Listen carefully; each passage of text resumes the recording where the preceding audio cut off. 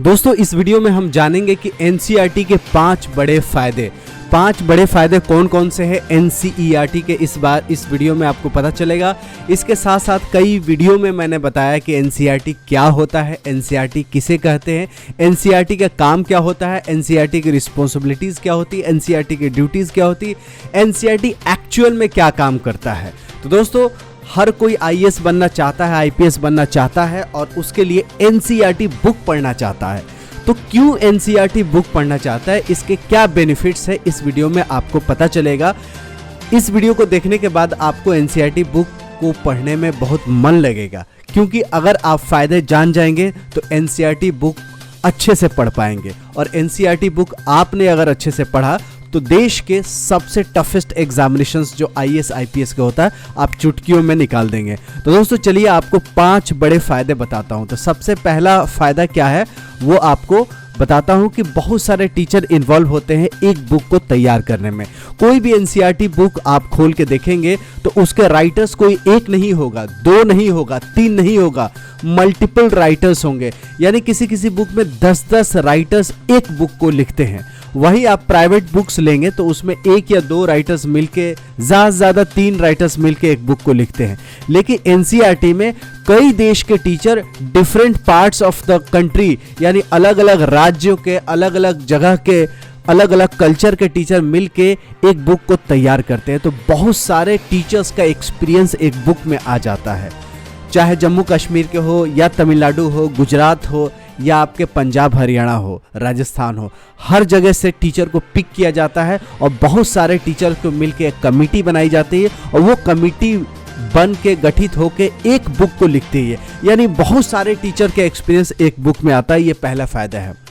4 और फायदे। दूसरा फायदा ये है कि रिसर्च, हर एक टॉपिक का, हर एक चैप्टर का रिसर्च होता है। ईच एंड एवरी टॉपिक का रिसर्च होता है। अब रिसर्च ये क्यों हो पाता है, इसका रीज़न ये है कि बहुत सारे टीचर्स इन्वॉल्व होते हैं।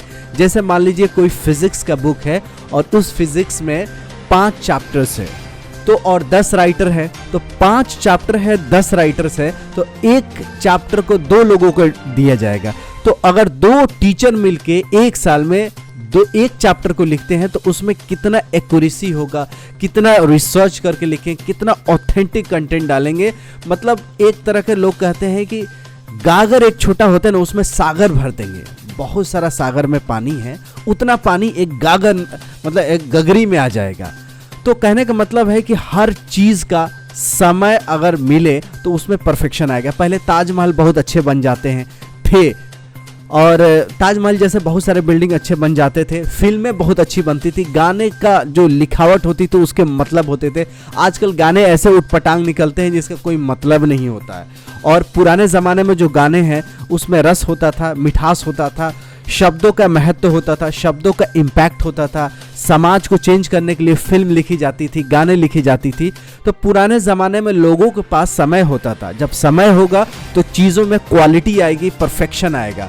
तो एनसीईआरटी की बुक में क्या होता है कि हर एक टॉपिक को अच्छे से रिसर्च करने के टीचरों को मौका दिया जाता है। तो ज़्यादा टीचर्स इन्वॉल्व रहते हैं तो चीज़ें बहुत परफेक्ट बनता है।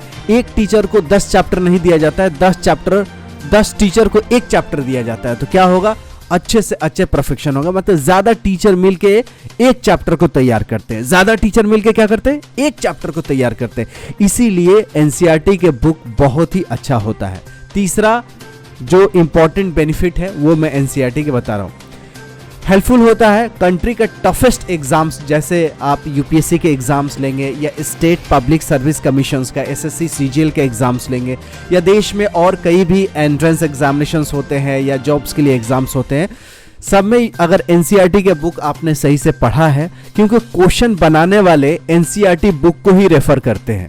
तो जिस बुक को रेफर किया जाता है क्वेश्चन बनाने में, अगर वही बुक आप पढ़ेंगे तो आपको क्वेश्चन को समझने में आसानी होगी, टॉपिक को समझने में आसानी होगी और क्वेश्चन आप अच्छे से सॉल्व कर पाएंगे। ऐसा लगेगा कि ये क्वेश्चन तो मैं पढ़ा हूँ, क्योंकि जो सिलेबस प्रिस्क्राइब्ड होती है एनसीईआरटी की होती है और जो एग्जाम में क्वेश्चंस बनाने के लिए टीचरों को दिया जाता है तो एनसीईआरटी का सिलेबस, एनसीईआरटी का बुक दे दिया जाता है। तो जब टीचर आप एनसीईआरटी बुक से ही आप क्वेश्चन बनाते हैं, इसके मतलब कि ये बुक पढ़ेंगे तो देश के टफेस्ट एग्जामिनेशन जैसे आईएएस आईपीएस आप निकाल पाएंगे। चौथा फायदा, बहुत ही कॉम्पैक्ट और कंसाइज बुक होता है। ऐसा नहीं कि एक ही चीज को बार बार लिखा रहता है, कंसाइज में होता है जिससे आप सिलेबस कम समय में कंप्लीट कर पाए। नहीं तो क्या होगा कि बहुत ज़्यादा एम्बिग्यूअस रहेगा, तो बहुत ज़्यादा पढ़ने से भी बहुत ज़्यादा कन्फ्यूजन्स पैदा होते हैं। तो इसमें जो चीज़ जितना ज़रूरत है ना उतना ही होता है। आपको सुना ही है कि excess of anything is bad. कोई भी चीज़ ज़्यादा होती है तो टॉक्सिक बन जाती है, हैजार्डस बन जाती है, मतलब खराब बन जाती है। तो जितना रिक्वायरमेंट है ना उतना ही देना चाहिए। और एनसीईआरटी बहुत अच्छा करता है कि जितने चीज़ें के रिक्वायरमेंट है, जितना इलस्ट्रेशन, पिक्चर्स, ग्राफिक्स के रिक्वायरमेंट उतना ही देता है। आलतू फालतू के इतना बहुत सारे ऐप पे लिंक नहीं दे देगा कि आप यूट्यूब पे चैनल पे जाइए, इंस्टाग्राम को फॉलो कर लीजिए, ट्विटर को फॉलो कर लीजिए, फेसबुक पे चले जाइए। एनसीईआरटी का जो मकसद है, जो सरकार का मकसद है कि बच्चों को वो शिक्षा मिलना चाहिए, वो शिक्षा सरकार कमेटी बनाती है और वही चीज़ देती है। तो ये बुक जो होता है वो कम्पैक्ट होता है, कंसाइज होता है, छोटा होता है। तो छोटे बुक में ज़्यादा चीज़ें होती है। पांचवा और आखिरी सबसे इंपॉर्टेंट चीज़ है, आज लोग पढ़ना कम पसंद करते हैं, पिक्चर देखना ज़्यादा पसंद करते हैं। पिक्चर देखने में ज़्यादा मज़ा आता है, वीडियो देखने में ज़्यादा मज़ा आता है। बुक पढ़ने से अच्छा है कि यूट्यूब का वीडियो देख लो। तो दोस्तों मेरी graphics, cartoons, pictorial illustration use होते हैं बुक में, जिससे आपको टॉपिक इंटरेस्टेड बनाते हैं, आप चीज़ों को अच्छे से समझ पाते हैं। बुक में ही बहुत सारे पिक्चर्स दिए जाते हैं, बुक में बहुत सारे ग्राफ्स बनाए जाते हैं, बहुत सारे जहाँ पिक्टोरियल इलस्ट्रेशन की ज़रूरत पड़ती है, स्केचेस की ज़रूरत पड़ती है, वहाँ स्केच करके आपको फ्लो डायग्राम के मदद से, ग्राफिक्स के मदद से, कार्टून के मदद से टॉपिक को समझाने के काम किया जाता है। तो ये 5 बेनिफिट है जो एनसीईआरटी के, जो कि आपको आईएएस आईपीएस बनाने में हेल्पफुल होते हैं। इसीलिए लोग कोई भी आईएएस का तैयारी करता है तो 6वीं से लेके 12वीं तक का एनसीईआरटी के बुक मगअप करता है, एकदम रट डालता है। एक बुक को 3-4 बार, 5 बार, 6 बार पढ़ता है। तो एक बुक को 4-5 बार, 6 बार पढ़ने से चीज़ों के और गहराई तक आप जा पाते हैं। तो ये 5 बेनिफिट दोस्तों आपको कैसी लगी है, और आपको जानना है कि एनसीईआरटी क्या होता है, क्या बेनिफिट होता है एनसीईआरटी का, और डिटेल, मतलब ये तो मैंने 5 बेनिफिट बताया है, और भी गहराई से आपको एनसीईआरटी के बारे में रिसर्च करना है कि एनसीईआरटी क्या है, इसकी जिम्मेदारी क्या है, एनसीईआरटी का क्या क्या काम होता है। तो आई बटन पे और एंड स्क्रीन पे वीडियो छोड़ के जाता हूँ, वो ज़रूर देख लीजिएगा कि एनसीईआरटी क्या होता है, इसकी जिम्मेदारी क्या होती है, और ये सीबीएसई से कैसे अलग है, सीबीएसई क्या है, एनसीईआरटी क्या है, इन दोनों में क्या समानता है, ये दोनों में क्या डिफरेंस है, ये दोनों का क्या क्या जिम्मेदारी है, एनसीईआरटी के स्कूल होते हैं या नहीं होते, ये सारे जो टॉपिक का आंसर है मैंने एक वीडियो में दे रखे हैं, वो आई बटन पे या एंड स्क्रीन पे मिल जाएंगे। मिलते हैं ऐसे यूजफुल वीडियो के साथ, तब तक you take good care of yourself. Jai Hind, जय भारत।